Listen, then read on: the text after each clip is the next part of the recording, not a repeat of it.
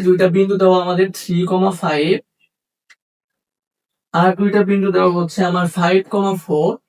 তাহলে এটা ঢাল জানতে চাইছে, ঢাল। আচ্ছা, এটা একটা সূত্র আছে, বাট সূত্রটা তুমি ওই আগেরটার মতো উল্টা করে ফেলবা, যে কোথায় x1 - x2, কোথায় y1 - y2। তো এটার জন্য তুমি যেটা করবা, মনে মনে এরকম একটা দাগাবা, গ্রাফ দাগাবা মনে মনে। এবং তোমরা জানো যে এটা যদি একটা সরলরেখা হয়, এটার সাথে যে এই যে অ্যাঙ্গেল করে, ধনাত্মক অ্যাঙ্গেল, এটাকেই বলা হয় হচ্ছে আমাদের ঢাল। দ্যাট মিনস এখান থেকে তুমি tan থিটার একটা ভ্যালু পাবা। এবং গ্রাফের এটাকে বলি আমরা এক্স এবং এটাকে বলি আমরা ওয়াই। তাহলে tan থিটা সমান কি?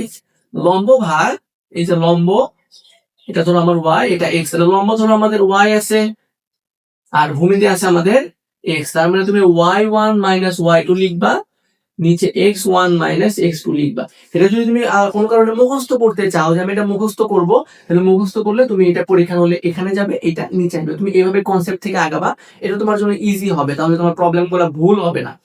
আচ্ছা, তাহলে এটাকে, আচ্ছা x1 x2 কি? এই যে এটা প্রথম বিন্দু, প্রথম উপাদানকে বলবো আমরা x1, দ্বিতীয় বিন্দু প্রথম বিন্দু দ্বিতীয় উপাদানকে বলবো আমরা y1।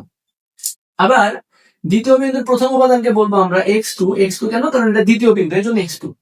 আর পরেরটাকে বলি আমরা y, যেহেতু দ্বিতীয় উপাদান এজন্য y2। তাহলে একটু সূত্রে ফেলাও, দেখো y1 - y2, 5 - 4 ডিভাইডেড বাই 3 - 5। তাহলে এখানে আসবে আমার 1 আর নিচে আসবে আমার -2। তাহলে এটা হচ্ছে আমাদের ঢাল -হাফ।